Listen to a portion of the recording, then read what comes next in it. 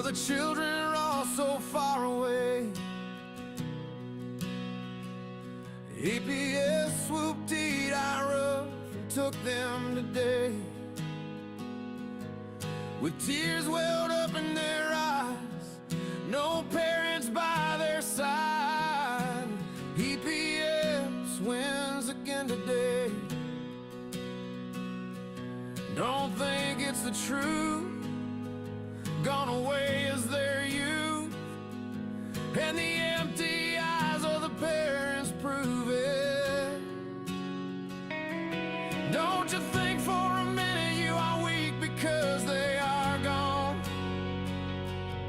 There wasn't any warning for you to follow along. A caseworker has no soul to hold in check. It's why they leave us parents such a wreck. Don't stand for the hell they created. All of our children they stole are worth saving. They are waiting at the door for us to save them. We need to stand up for our God and obey Him. He leads us to the battle with a beating drum. He knows the feeling they took His only Son. He may be the powerful, our Creator. The Son He gave to us is our Savior. He won't be ignored if a prayer is held up high. Those kids were made by us for His endless supply. We ought to protect the children at all costs. This game is not over, we have not lost.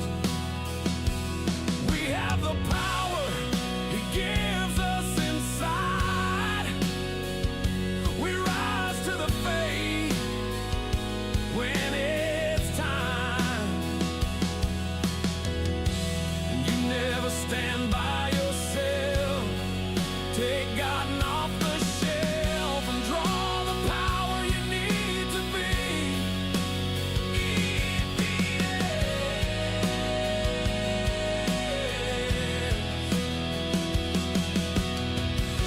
Draw the power you need to be.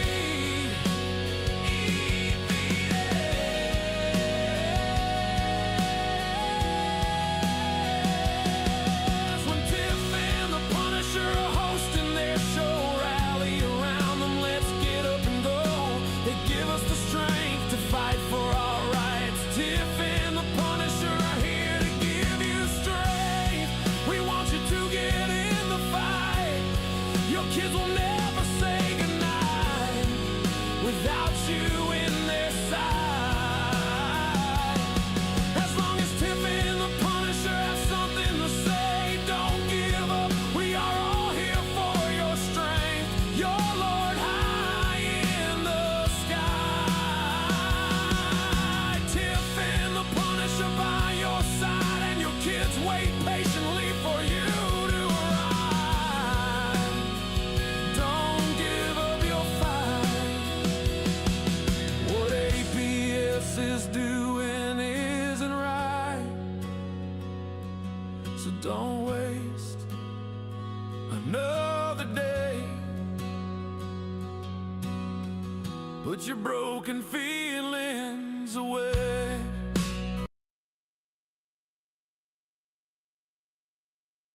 Parents who've lost time with their children carry a unique kind of pain. This is Heal with Sam. This space is for parents healing from CPS trauma and ambiguous grief. Dealing with CPS is the hardest thing a loving parent can be forced to do. In a system that isn't designed to protect, but to profit, it can feel like you're going crazy. Join me in a conversation of self-discovery tools, self-care strategies, and empowerment techniques to help you overcome the challenges of life without your children, heal from trauma, gain clarity, and strength.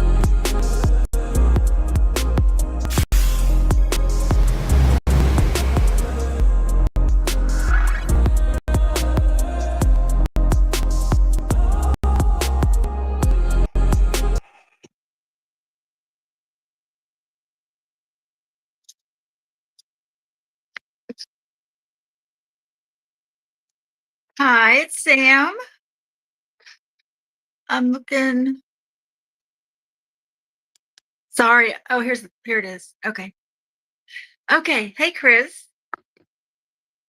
It's the Heal with Sam show for parents who are healing through ambiguous grief or CPS, family court trauma. This show's focus is on healing. Um, before I bring my guest out, I wanted to say hi to the people in the live stream. It looks like it might be just Chris. So I have a question for you, Chris. What is one word to describe how you're feeling right now? If you don't mind, type it in. Just one word.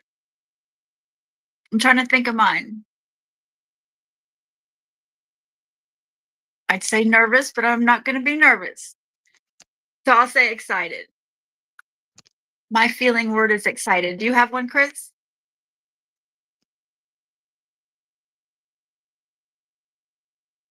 Oh, and that answers your question. I'm excited. Thank you for asking. Well, oh, sad. Thank you for sharing. Hopefully, this show can bring you some hope. Thank you. I saw a word. Thank you, other Chris, Hurt, Tammy. Hi, Tammy. Hi, John. We were all choosing one word to say how we're feeling right now. I said excited. I'm excited about the show and today's guest, who I'm fixing to introduce.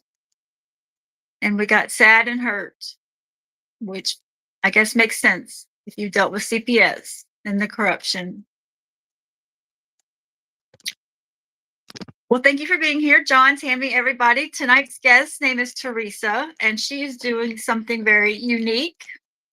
She is bicycling across the country, spreading awareness about this courtroom corruption. Her son Luke was taken from her 3 years ago. She has not seen him since, by her ex in a nasty family court corrupt case. And so let's bring her out to hear more and to get to some effective healing strategies. Teresa?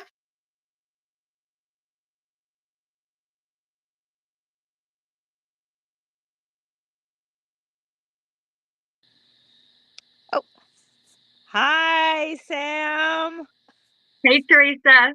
Thank you so much for having me. I'm so excited. My word was excited.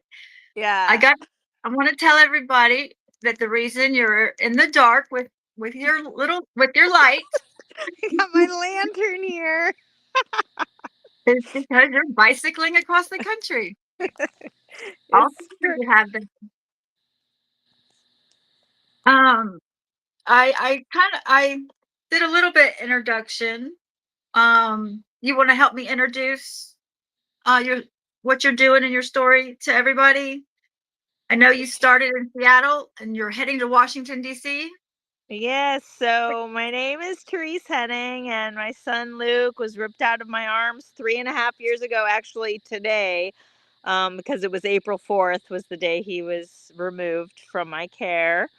So today is exactly 42 months, and after he was removed from me, I was medically kidnapped and I was placed in a psychiatric hospital for 1 month, at which time everything was stolen from me. And and when I tried to get my life back together, the only thing I had was a bicycle. And so I spent a lot of time working 2 jobs, biking, and I actually came up with this idea one day when I was biking to work in Cleveland, Ohio, in a snowstorm. And, the narrative that everyone that betrayed me in the family courts is that, I'm this alcoholic, drug addict, schizophrenic, homeless, you know, just what their narrative is. And And the reality is that I was doing everything I could to get my life back together so that I could get my kid back. And I was like, I came up with the idea that I was going to bike across the country. And I figured it was going to take a couple of years. And I imagined that like many parents would be doing it with me. But some opportunities kind of arose back in June. And about a month before I left, I decided to do this, and I got rid of all of my belongings and started biking. And I really thought that I would do a podcast as I went, but the reality was that it's just biking every day and trying to figure out where I'm going to sleep and what I'm going to eat takes up so much of my time that a podcast hasn't happened, and that won't happen until I get back to Seattle. But Yeah, just so you're totally excited to be here and kind of thank do what I envisioned. well, people. There's a button in the middle of the screen that will help you see the comments. People are telling you hi. Oh yeah, hi. Can you read the comments? Yeah, I can see them now. Yeah. Hi, Okay. Tammy. Hi, Debbie. And Sam and John. Oh, it's so great. Your podcast will be a wonderful show when you're done, because your documentary, you're collecting stories as you go. Correct. And yeah, and everybody has a story. This touches everybody. It's, Um, I've I've come to realize that. yeah. Um, as disheartening as that is, you know, we've all got to learn to connect and to unite, and I think that we are. I think I really think it's happening. It's happening. What what stands out to me most about your story and what you're doing is the love that your son's gonna, I think, feel one day when he realizes and learns that his mom is doing this. Yeah, And I sure hope so. I know as parents we go through every worst case scenario about what they're being told, how they're being raised, what they're doing. And, I have to have unwaverable faith that he cannot be brainwashed, that B, that this connection between him and I can never really ever be broken, and that we will heal, and that, our children are going to be part of a massive change where we finally break this ancestral trauma, and their children will never experience this level of corruption and evil. I believe that too, through the generational curses being broken. And this generation of kids, I have a lot of hope in them. I think they're really going to make the changes and differences that we need in this country. So I have a lot of hope. Hope's a huge part of my healing journey, along with faith, like you said. Um, and like worrying, those things you mentioned, worrying about my children, worrying what they've been told, worrying how they're doing, all of those things are out of my control. And so sitting and worrying about them and getting myself all worked up, getting myself in a panic, and it's very unhealthy. And so I monitor my thoughts very closely, and it's natural to me now. Like I don't even have to put effort into it anymore, but I just make sure not to go down that path of worrying and the what ifs, because it's not going to change anything except make me sick.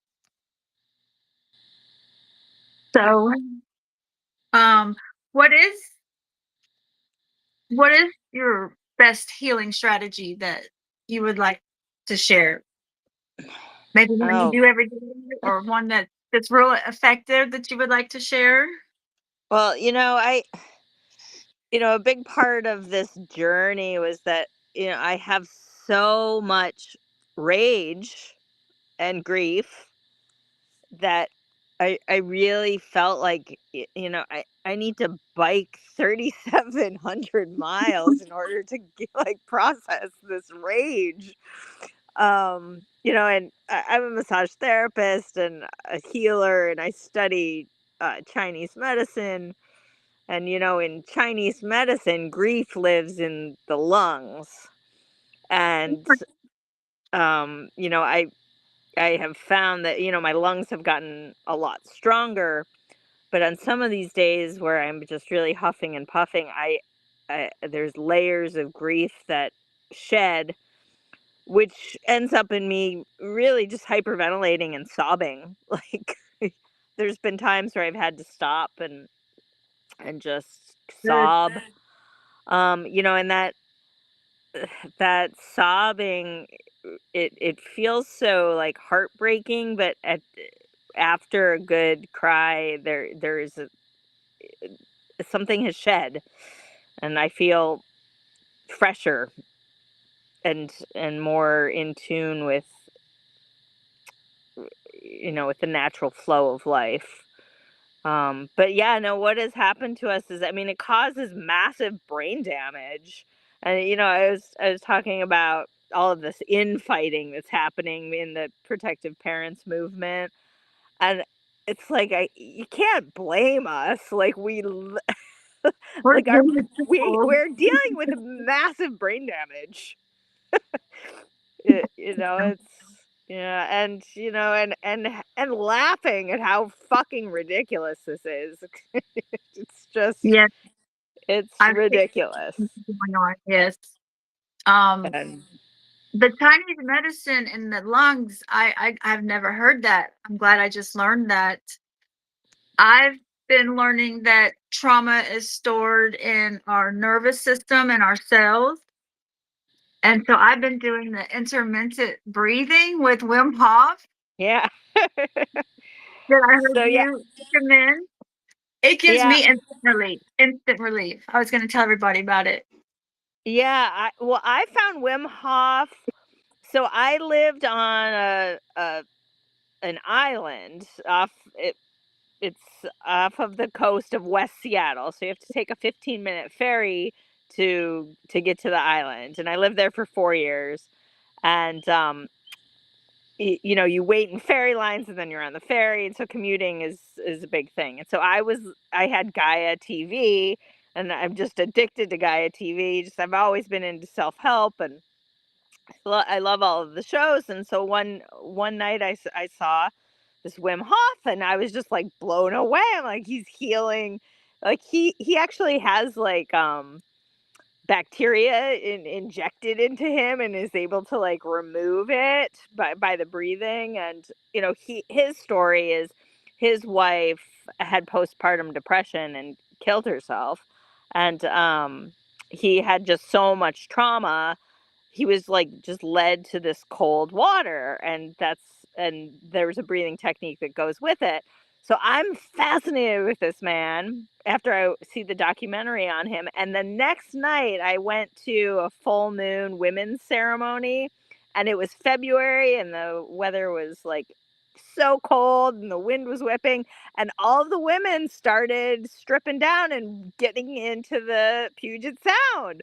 And I was like, "Oh my god, like, I wanna do this cold water swimming, I guess I'm doing it right now." It's like 24 hours after I'd been introduced to Wim Hof, and so I didn't know the breathing technique or anything, I just went for it. But what I did was, I'm like, "Brain," I just pretended that my brain was, like, outside of my body, and I went in, and, when I came out, somebody was like, "How do you feel?" And I was like, "I feel alive!" And so this was even before I got separated.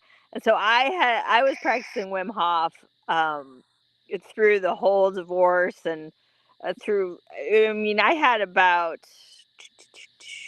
a year and a half of separation, and just ridiculousness happened before Luke was actually removed from me. And every time the cops showed up and then they left and I was all frazzled, I lived right across the street from the Puget Sound. So I was swimming, doing the cold water swimming every day. And it's Yeah, it's awesome stuff. It's awesome, and the breathing technique, like there's the Wim Hof app, and it's free, and he goes over, and he's really funny too. He's just a funny I do want to say something about the breathing, but John in the comments said the more people that pray to God, the more and bigger miracles that will happen.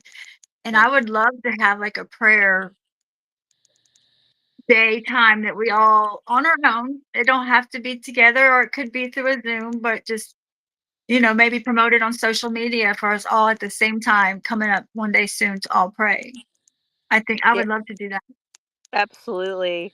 I That Yeah, I was even gonna suggest that we start doing something from like 11:11 to 11:22 every day, 11 minutes, where we today, are, and even if we don't do it, if we just set the intention that we all do it during that time, we don't even have to come together on a platform like this. We can do it.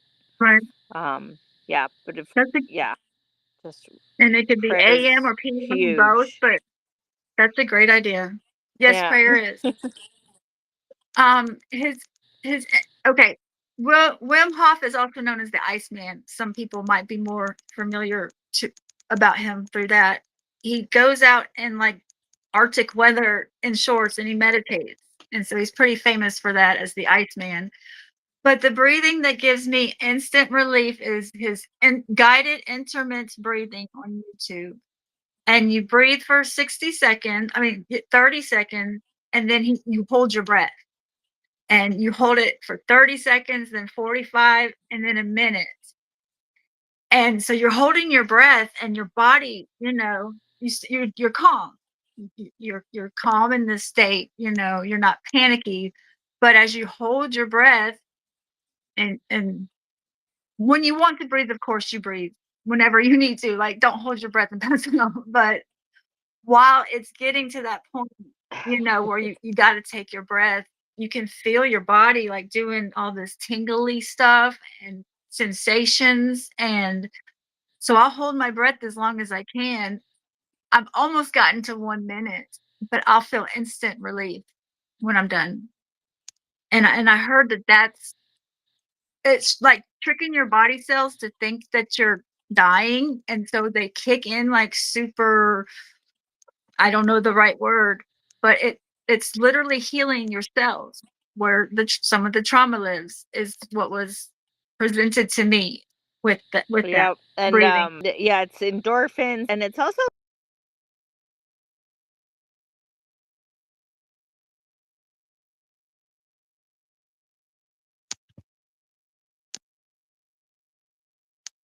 I know I think you're in the mountains somewhere. I can't hear you. Are you still there?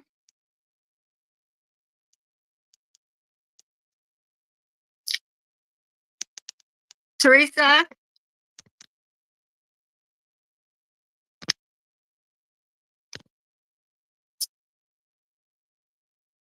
Hopefully she comes back through. I can't hear her, you guys. She's camping, I think, in a mountain area right now on her journey. Uh-oh, did we lose her? John, as long as it happens at the same time? Okay. Um, I don't know if you're on TikTok or Facebook, John. Um, but I can announce it on the show, or we can just agree now. I think 11:11 is a good time. Yes, Tammy. Oh, well, if you're in California, I think it's 6. It's 8 p.m. Central every Saturday. This is my 4th show. So I'm still learning and trying to get used to this. But on this channel every Saturday at 8 p.m. Central, which I think is 6 p.m. out there in the West.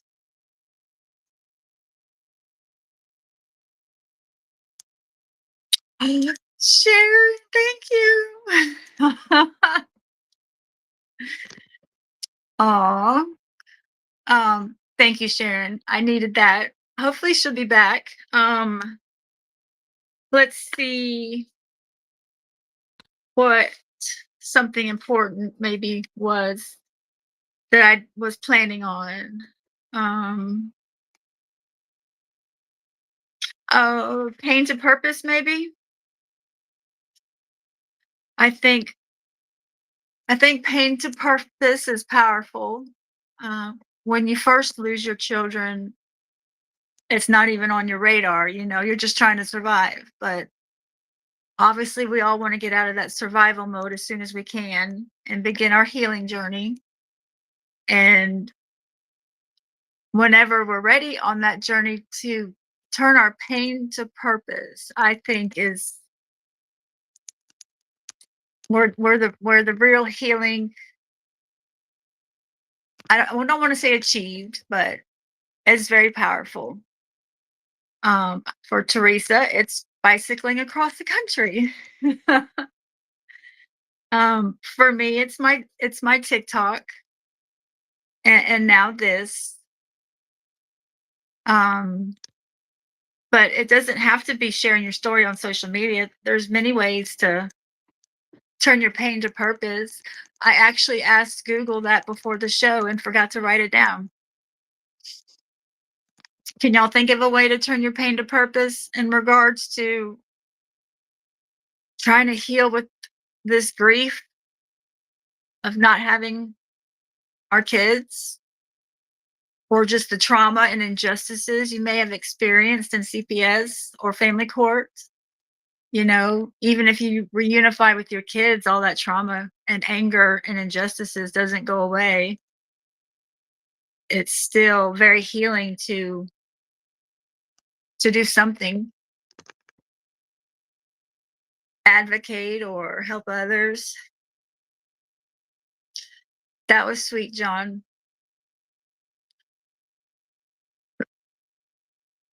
Sharon should be back soon.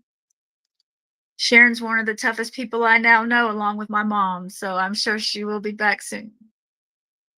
I think that she's going to bring a lot with her when she comes back.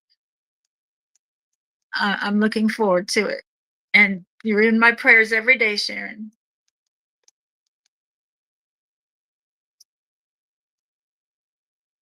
John, you got YouTube and Gmail. Okay. Um, well, I'm glad you mentioned YouTube, John, because I'm starting a YouTube channel. Being on this is what inspired me to start a YouTube channel. And I've been working on it like 2 weeks, but it's not easy. It's not that easy. It's not like TikTok uploading stuff. So I'm almost ready to launch my first few videos on my YouTube channel, Heal with Sam. But I'm also glad I chose that, because I don't know where TikTok's heading. I'm hearing stuff about it being censored even more than it already is, because possibly America's controlled by Israel. It resonates with me. I don't know.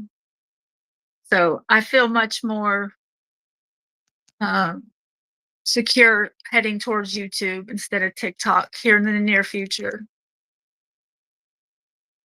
Tammy, you're in Oregon. Well, that's out west. So 6 p.m. for you, yes. And I'm also looking for guests if someone has a healing journey they're on, or strategies that have worked for them. I am always looking for a guest. I guess Teresa has lost her signal. I know she said she charged her phone. Do any of y'all have any questions? I appreciate y'all for being here. And I'm sorry my guest left.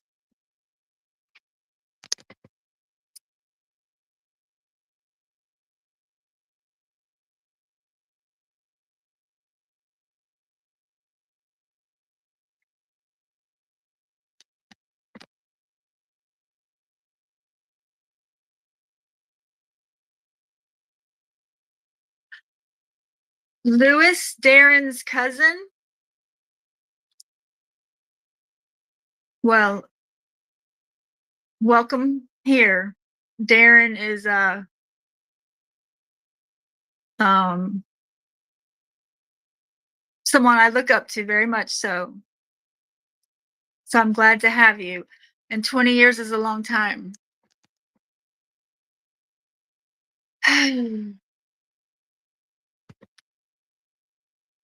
I know, and most of you probably know, when Darren went through what he did, he started a podcast. And as soon as I met Darren 3 years ago, I was led to his podcast. I don't know what led me there. He didn't tell me to go find it. I did. I came across it in his podcast where he is talking about everything he's been through. I'm sure that was healing for him in some way. And I just gained a lot of admiration and respect for Darren listening to his podcast. All right, I got a message from Teresa. Her connection is dropped. Can I? Oh, I think she might be trying to come back in, Gunner.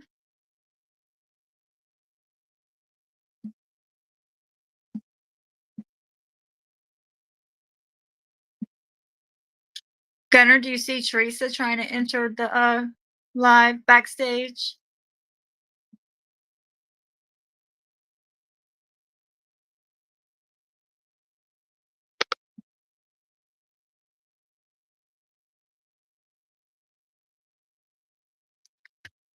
Oh, asking Sharon?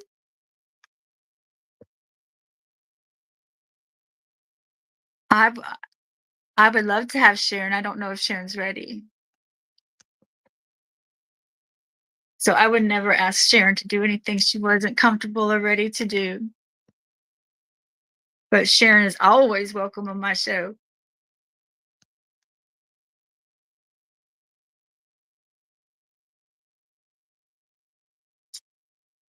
Um,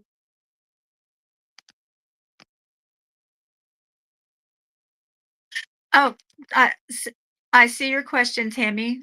My termination of parental rights was 3 years and almost 2 months ago. It was August 1st, 2022, and my goodbye visit with my children was August 10th, 2022. That's the last time I've ever seen my kids, heard anything about how they're doing. That I don't know if anyone here has experienced a good. Did she try to get back in?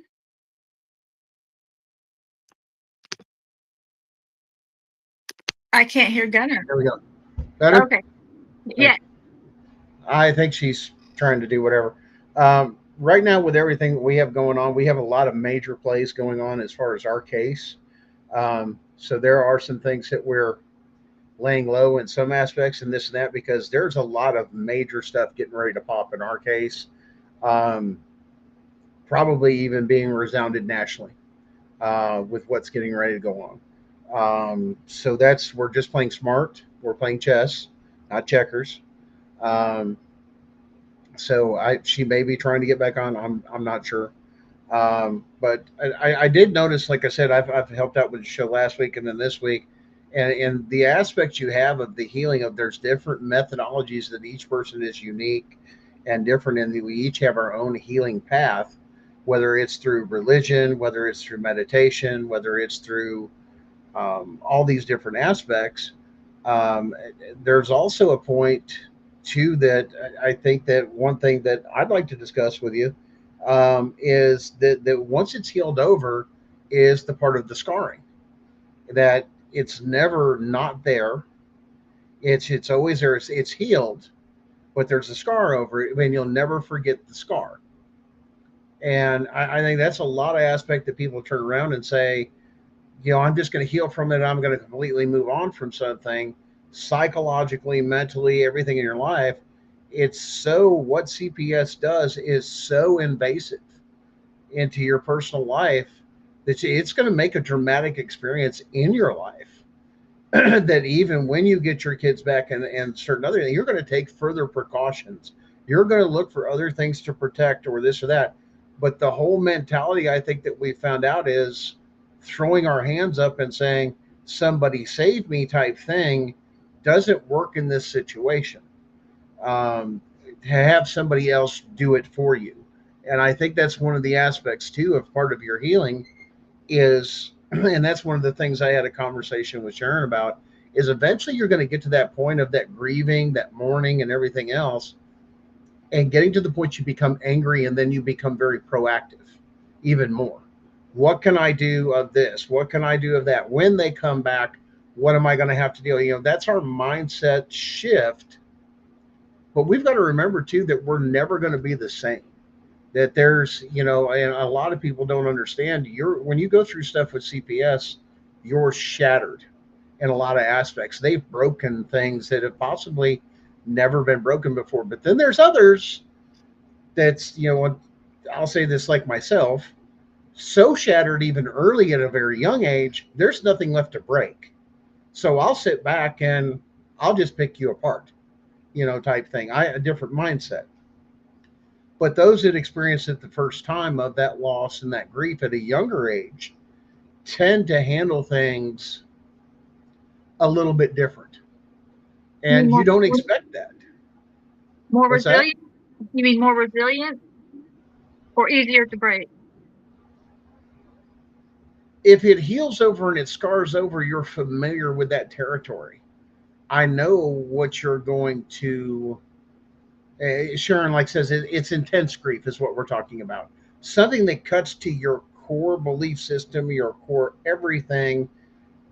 That once you're there, once somebody's broken that once, you're not going to let anybody in that far ever again, because you realize within those, you come to if you really truly do some self-examination, that you weren't true to yourself and you could have done better. So the next time you run up against something similar to that one, you've got, and where Sharon and I have talked about before, where you didn't have boundaries and circles, as she's discussed on her show.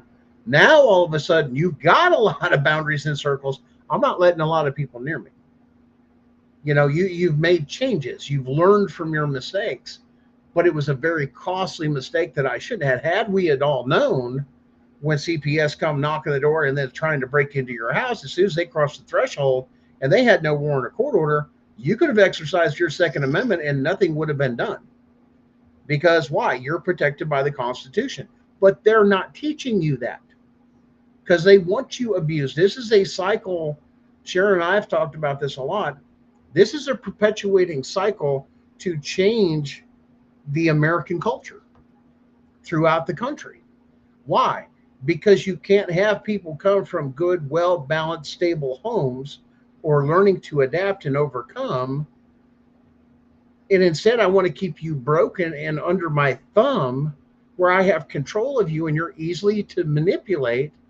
And Sharon and I went through this too, especially with what's going on in the Kentucky part of the case of the bullshit that's we're going through, especially her, is they're going to use whatever they can to break you to get you under contract law and get you to sign or agree with something. Once you do that, you can't sue them unless you sign it under duress or all rights, those things under there, and sign it properly.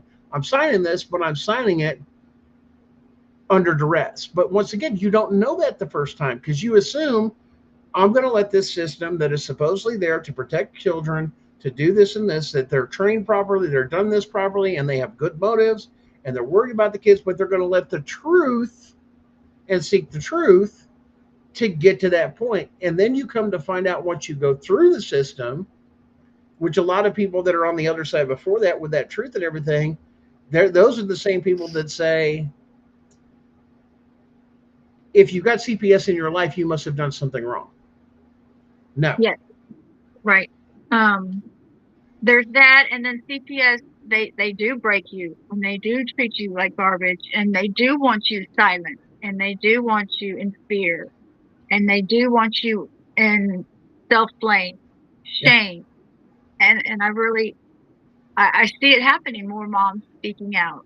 And Mhm. that's the start of a healing journey and a movement in this country. And it's going to make, it's not going to make the change, but it's momentum that we need. We're heading in at least a forward direction, you know. There's a lot of movement in this country right now with exposure of corruption, CPS, child trafficking than there ever has been in the past decades. I know. And Yeah, I love it. people are waking up, and the fear of not speaking out, because once you speak out, oh, well, CPS did this, or they convicted you of this, or they did this and this and that. That's on you. But let's follow through the rest of the process to make sure, was it done right? Were people framed? Yes. Were people, kids stolen just for money so they could make a paycheck or quota? Do they go back and, once you're in their system, go back and harass you and go back and do this? Say you were, we were dealing with this on one of the other shows. I think it was Darren's Angry Citizen, I think, was on that a couple nights ago on the CPS Breaking News Network. Um, that goes through there that talked about, once you're in that system of somebody that went through being in foster care, their most of their life or majority of their life, now they have children. CPS is coming. So if you've ever been in this system, or your family's been in, and you basically just don't kick them in the damn teeth to leave your family alone, they're going to come after your grandchildren, your children. They all, it's a perpetuating cycle, because you're a known person, you're in their system, and they will come up with bullshit. But when you know your rights, which was a lot of things we focus on. I'm also the host of Gunning for CPS, and I am guest spotting this, and Darren's out under the weather, which is, I'm stepping in to fill in, as some of us do. Um,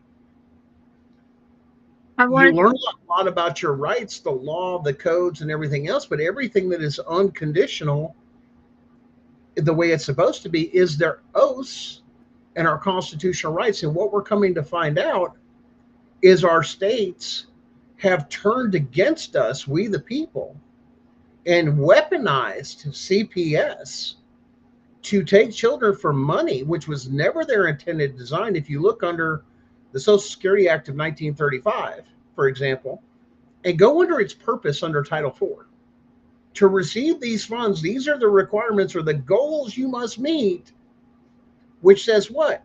Keeping the family together, eliminating, oh, this one blew my mind, eliminating single family homes, pushing marriage, pro family. How is CPS doing any of that with robbing? Oh, we're giving them to a different family. We're pushing family, but it's our definition of family. Yeah. And I think the Adoption Save Families Act did a number on that. But I wanted to go to the comments real quick. Sure. Uh, uh, hello, Henry. And it's, to answer Tammy's question, I lost five of my children, who are now 13, 12, 10, 8, and 5. I know where 2 of them are, but my older 3, I have no clue. And then Lewis says, who Darren's cousin, been battling CPS for 20 years, Yeah. and their daughter is 22 years old.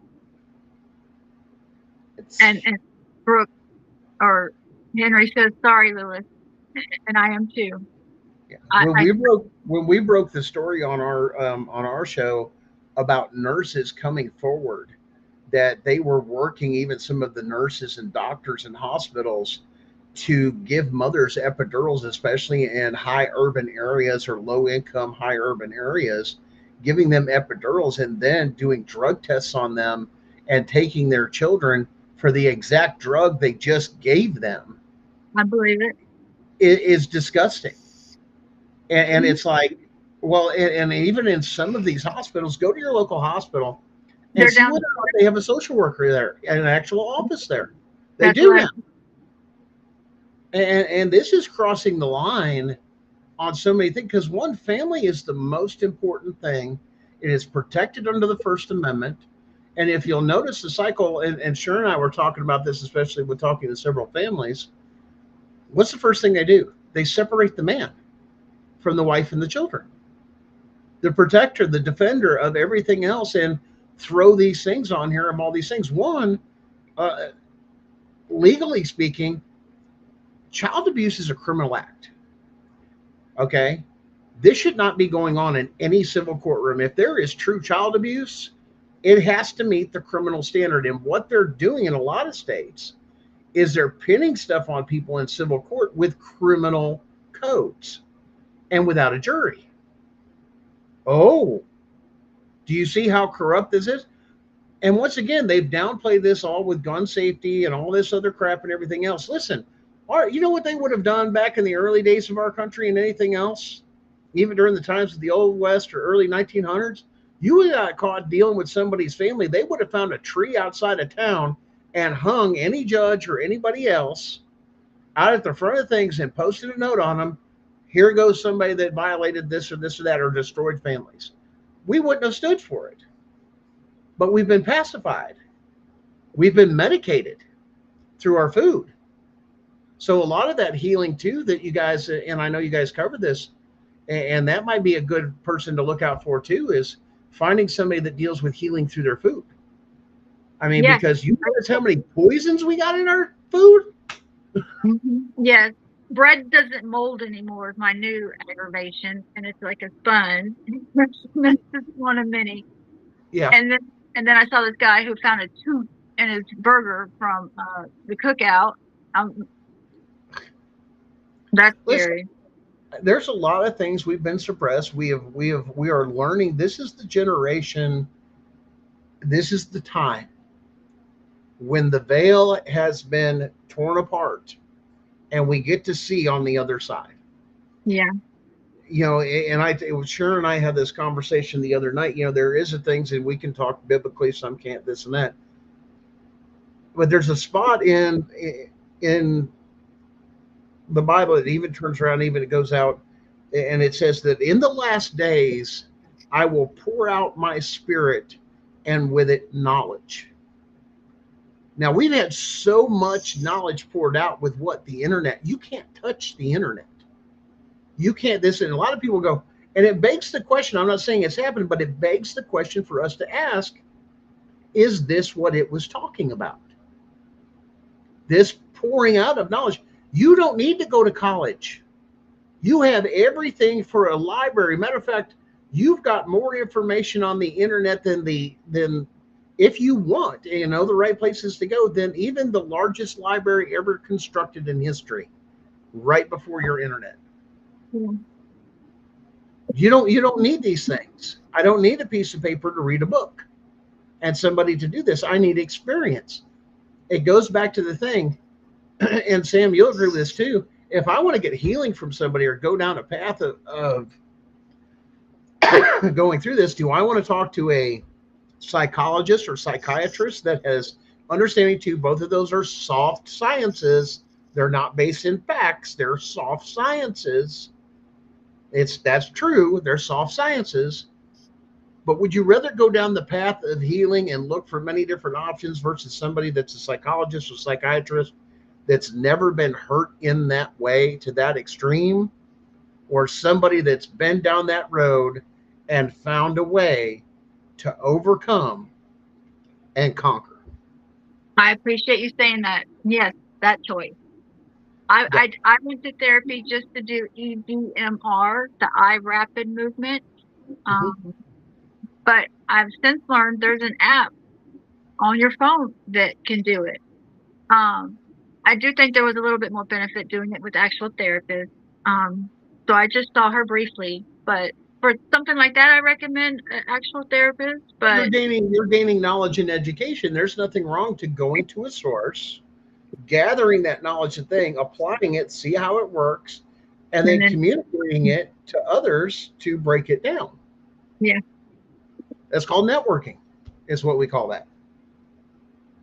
Nobody, let's put it this way, Sam, even if you had a degree from something, from a certain college, you're only getting this much perspective, minuscule, little to nothing, compared to the vastness of the world's knowledge. We need to learn how to sift the information, which is critical thinking that was taken out of our schools, and they did it for a reason, is to sift that critical thinking to where you can take in all the information, listen to it, and go, well, that's BS. And hey, I think that may work. Now let's do the next step.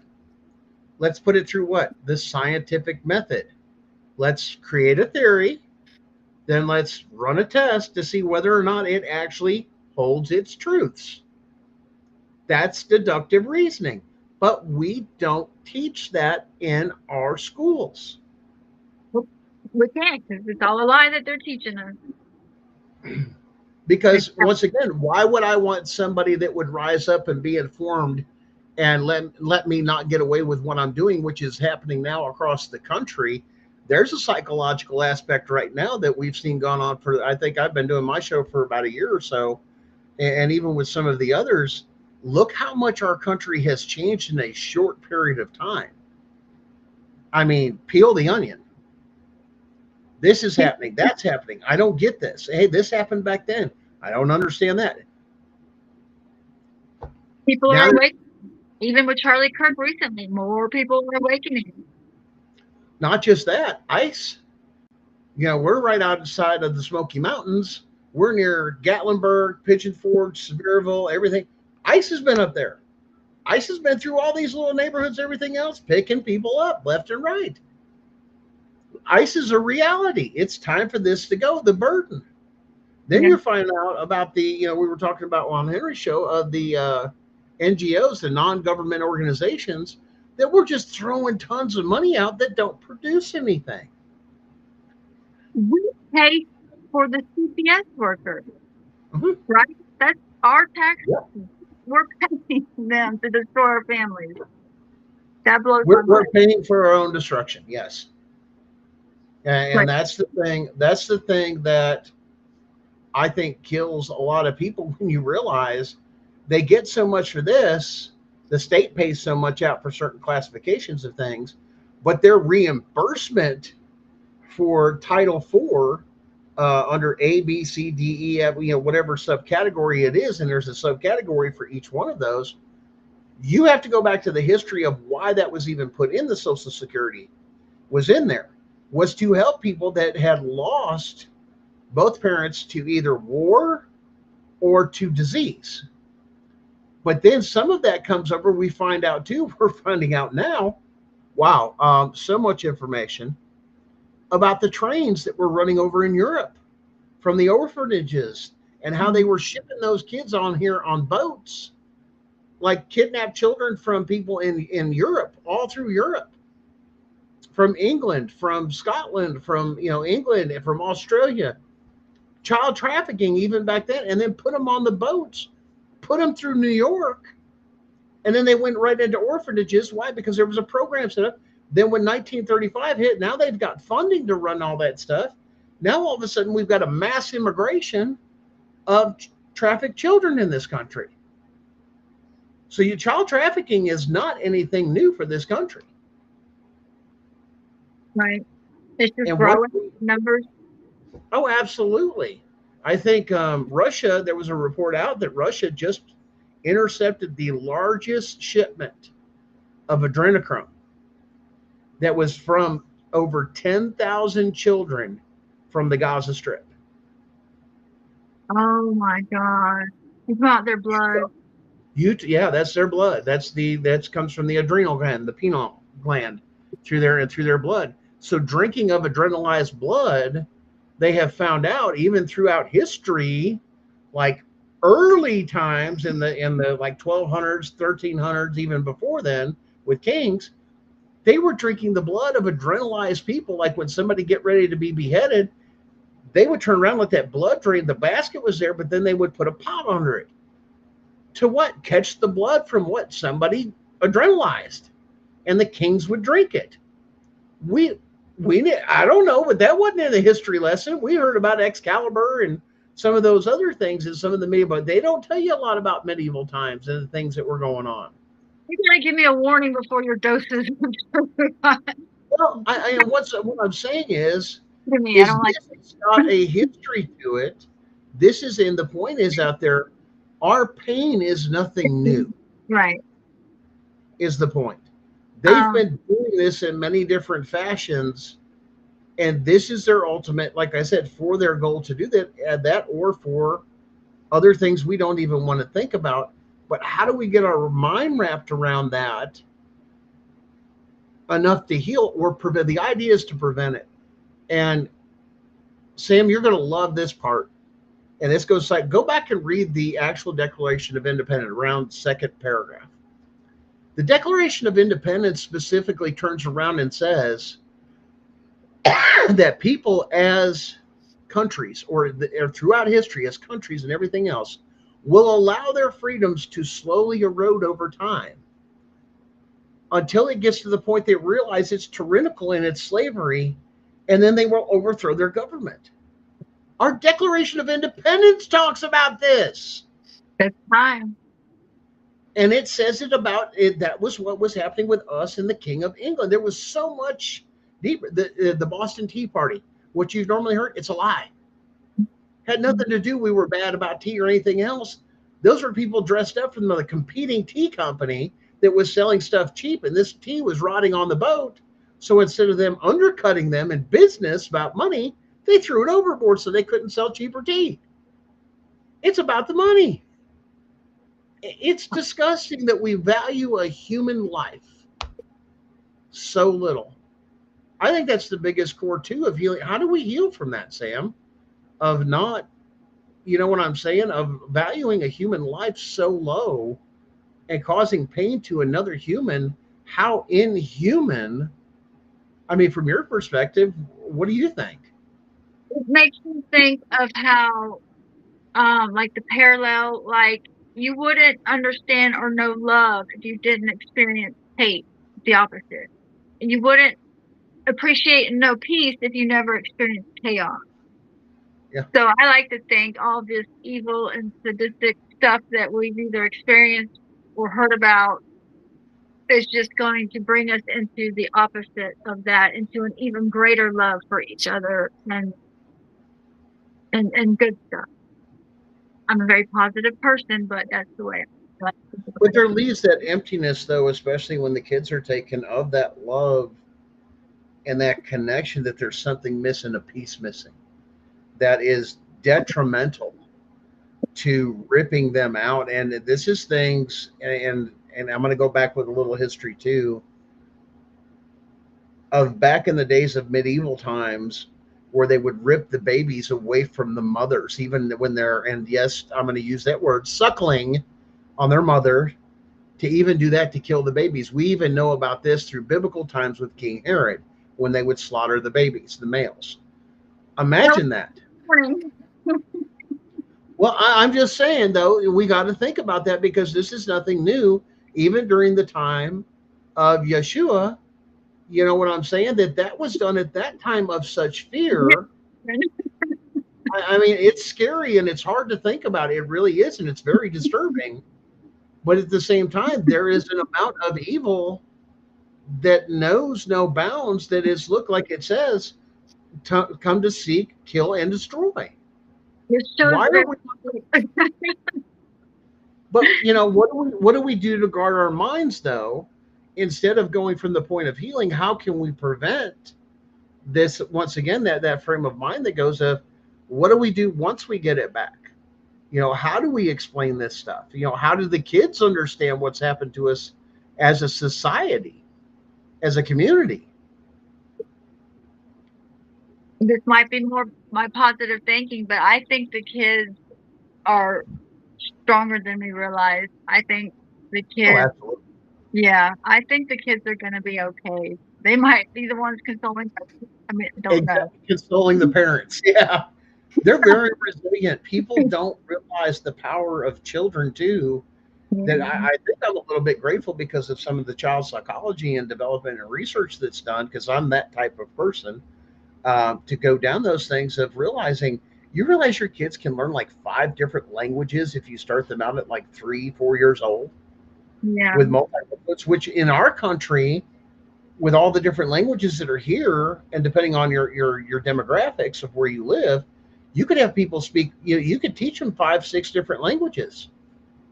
And nobody takes advantage of that. That's supposed to be the part of the melting pot that we're supposed to do as Americans, is the best rises to the top. There's something you maybe want to share that brings me to Darren's website, cpsbreakingnews.com. I write blogs on there. I would love for Okay. everyone to go check out at his website, cpsbreakingnews.com. And in one of my blogs, I go on to share how early in parenting, I realized that our children teach us as much as we teach them. And so kids are amazing. Parenting's wonderful. It shouldn't have been ripped from us.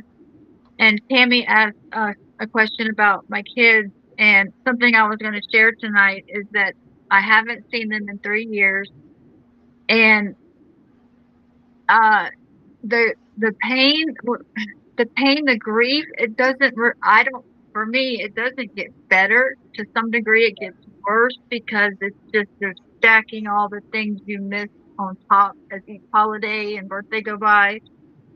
But it's like I've learned to maneuver through all that through my healing journey. But I think the thing that I've brought to may help you a little bit with so that too, Sam, is we got to have a bigger perspective. What if our creator designed it,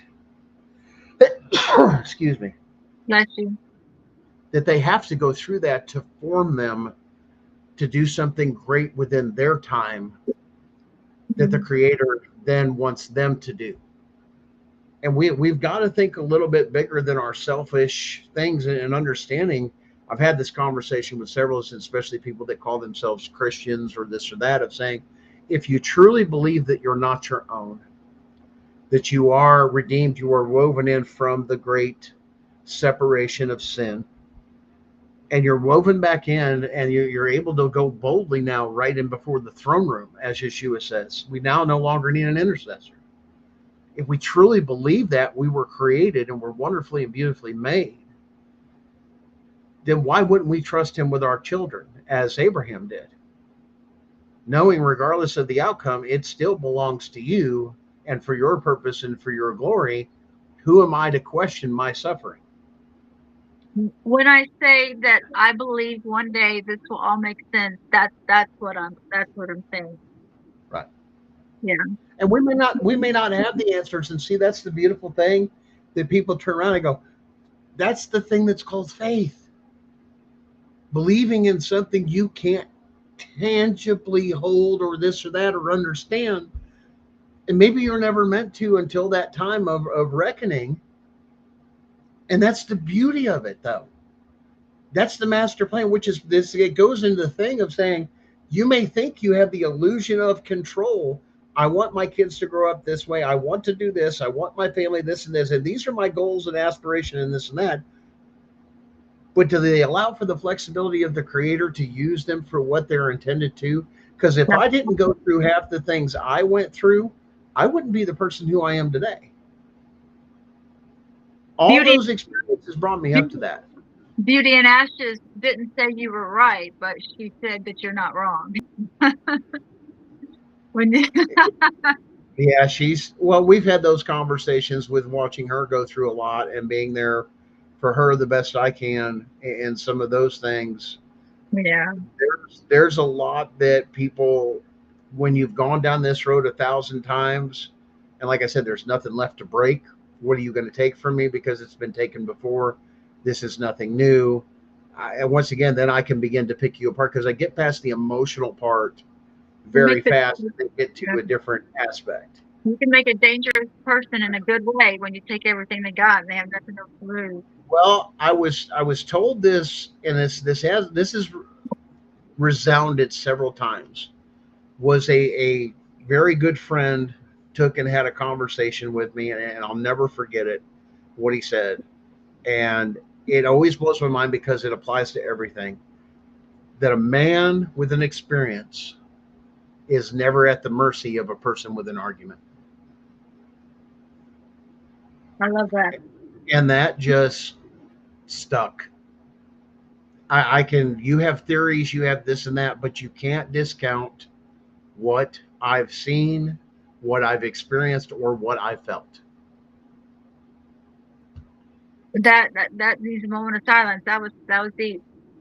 And John, I believe you. I don't need a polygraph. And Gunnar, I have one more. I will have a Sure. quote I wanted to read that was from the guest, and then that's all I got. Sure. Okay. She said, "Every day I get up knowing it's one day closer to my son back in my arms. Every turn of the wheel across the country is for my son Luke. He is the greatest joy of my life." I like Oh, I think I that. know who that come from, but And what's that? my guest said that. Yeah, I've heard that several places. Okay. Uh, but I have a couple other people I know of that have said that too. But yeah, we have to have that frame of mind once we get to the healing aspect of what do I do in the future to prepare for that? Because I can't do anything now. And that's a big conversation I know Sharon and I have had. Stop thinking about what's been taken. It's what are you going to do when it gets restored? That's where you get to the point Yeah. of a lot of healing And I, of those conversations. What am I going to say? What am I going to show them? What am I going to explain to them? How am I going to get them to understand what happened and it was nobody's fault other than evil? it's gonna. And your children, you've protected all this time. Like I told Sharon, you've protected them for this long. You've put enough good in them. Trust what you've put in them to resound greater than the evil that they're about to encounter. You have to trust that. Yeah. Because if you can't, let's just put it this way, you're going to go insane. Right. It's out of your control in the moment anyway. We'll go insane. Yeah. And that's the same thing too. Like I said, with you're never going to keep the world completely out. We all wish we could save our children up until 18, not expose them to the evils or this and this in the world, and give us 18 years. We're hoping is what we call adulthood to raise our children to make the right decisions, have the right frame of mind, and do what's right no matter what's there, but also understanding boundaries and circles. And there's the biggest issue too, that's hardly taught anymore, especially to our children. And CPS comes in right away, even to mothers. This is one thing I'll hear this over and over again. Tell your children I'm a safe person to talk to. Tell your children that we're okay to do this and that, and we can be trusted. They're wanting in the inner circle. They know the psychological aspects of this stuff. Yeah. Tell They your do. children we're good. Tell your children we're good, because then we get to become the influencer. Yeah. But when they're not, your children will resist. Reality, fostering reality explains Yeah. that very in detail. The And cycle. we have great shows here too. I love the network, how it's grown. There's your show, my show, Tiff and Punisher, Equal and Same. You know, you got the Angry Citizen. You've got Toll and Roll, I think, is coming up on that. As you said, several other platforms that are out there, Foster and beyond. And there's even other platforms that are not part of our network that have a good platform to really listen to that helps a lot. But we're seeing more people speak up, and that's the most important thing: is share your story. Stop holding it inside. Get your words out there. Get Yeah. other people to know. And when they say, "Oh, well, this that," you're going and you prepare people. You're gonna encounter people that are not going to believe you. That Yep. doesn't matter with anything else. But I'm going to give you something. We'll say, because this seems to work and relate for some people, is scripturally as it says, if they won't receive you, dust off your feet and go to the next house. Yeah. It holds a lot of truth. It does. And it can be very triggering when people don't believe you. But the way I look at it is they heard me. They at least heard me. They didn't have to believe me, but they heard me. So the awareness technically has begun at that point. And Yeah. then when they hear it from the next person, the awareness begins. Yeah. And Danielle's show and then Brenda's show. Yeah. I didn't forget Danielle. I'm just rattling off the best I can with what I have. We've just had so many new shows, and we've had a lot of old shows that have kept on. Um, but I think that is the hugest thing. And like Sharon says, we are getting louder. Just in this past year, we've not just doubled or tripled, we've multiplied by 300 plus across this nation in just the past three years. And there's more people stepping up. I was done wrong, sneaking around and being quiet and just doing what they can. But now they're speaking up. Our stories are being heard. The major trafficking rings, Rebecca's house and a few others and stuff like that that are out there, are being fully exposed. There's been hearings before the Senate on this stuff. And bottom line, what it comes down to, why don't you just let families be families and let families take care of stuff and quit destroying them? Because even when there was, let me put it this way, where I come from in the Chicagoland area, let's put it this way, growing up, if you was beating on your wife or you was doing something with your kids or anything else, you didn't have to worry about nothing. Because as soon as family reached out and found out, it was dealt with. The cops weren't even involved. They were there to pick up what was left on the street or on the front porch. Yeah. And then usually they took a ride the wrong way around and got another beating on top of it. But there was ways we dealt with it that it worked. The way that this is happening now with child abuse and everything else, now you've got weaponized CPS that's all about money. It has nothing to do with criminal. It doesn't even meet if you can't meet the criminal standard, you know where they take you? Right down into the civil courts and drag you down. You talk about a mental, screw over, because you've got hope in the system and the judges and everything else is going to do the right thing, uphold the Constitution, this and that. You talk about a mental break right there is right there in your courtroom from mass corruption all across this country. It changed me forever. I couldn't believe what was going on in front of my eyes. I couldn't believe it. I believed in truth and justice. I had no idea.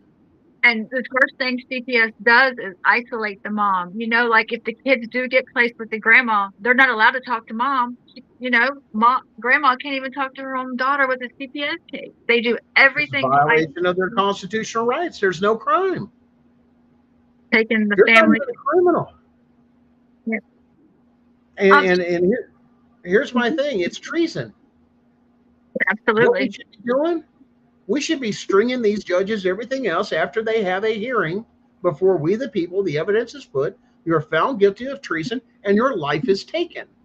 If we started doing that again, how quick do you think the judge would turn around and be ruling the way they are?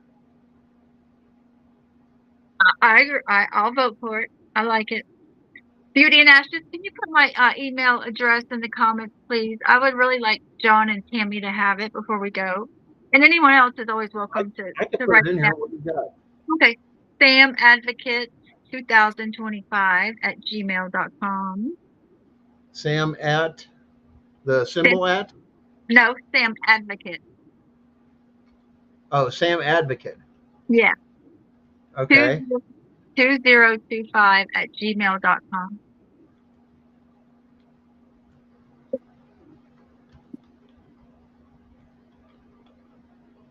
Now, I did encourage some of the others. I believe I've got it there. Check it. Make sure I did that right there, Sam.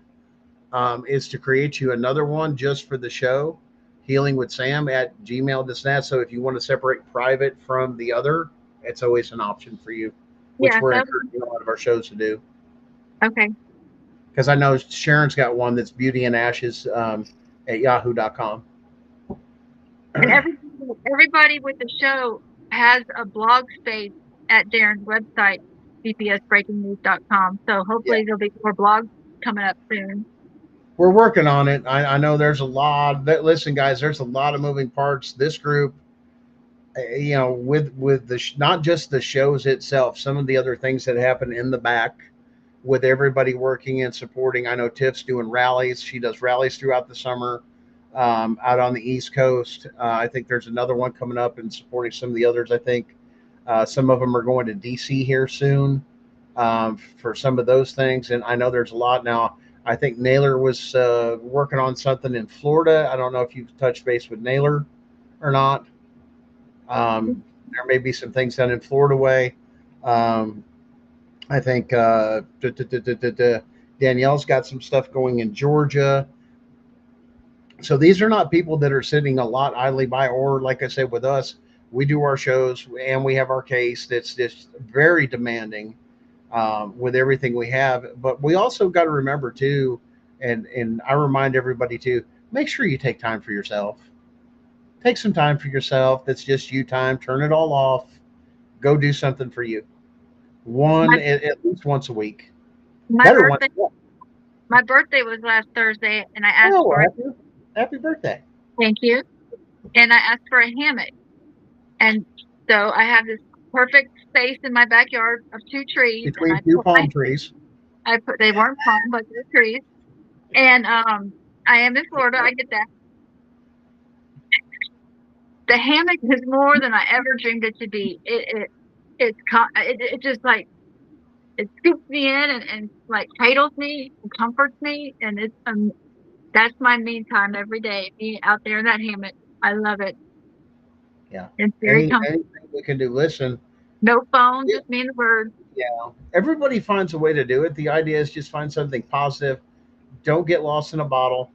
Don't get caught up in drugs. And listen, the most heartbreaking story I ever heard, this broke my heart, Sam, was I heard a story of somebody that had an issue with drugs, got through it, gave their kids to family members so they could go through things. And then CPS took their kids. They were clean and sober for a year.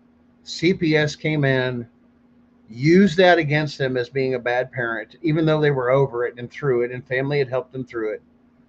Taken her child after her husband had died in a car wreck on top of it before all this, which did a lot of the drugs that from the beginning was how to deal with it. And then they took her kid. She says, all those things of being sober meant nothing because my child was gone. You're showing that CPS is also perpetuating a system of criminal activity and drug abuse in this country. They are forcing drug use in this country and alcoholism. That's something nobody wants to talk about, though, Sam. That's a hard conversation for people to have. It is. We've all thought about this at some point. Yeah. While dealing with them. That suicides, how many of those suicides are related to CPS? They have so much blood on their hands. I know that, but where's the statistics and the running numbers for those? Oh, there are none, is there? They don't want that number to go out because then they would realize the detriment of just the existence of CPS. It's a false flag. It's not here to help children. I would love It's that. here to support families. It 100%. But Sam, I appreciate being able to come on and just kind of thank you for jumping in.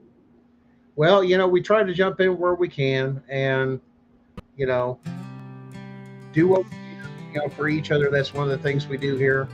Cover each other's butts, especially when they're sick. And I step up a little bit in the background when I can.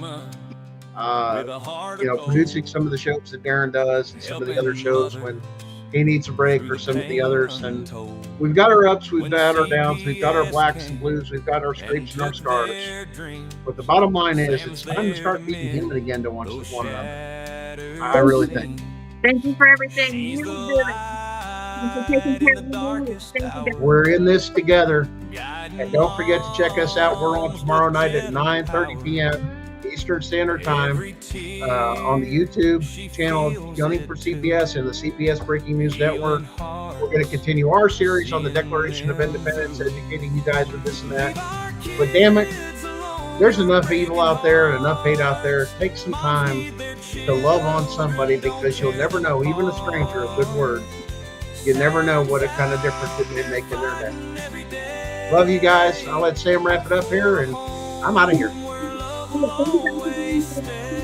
you.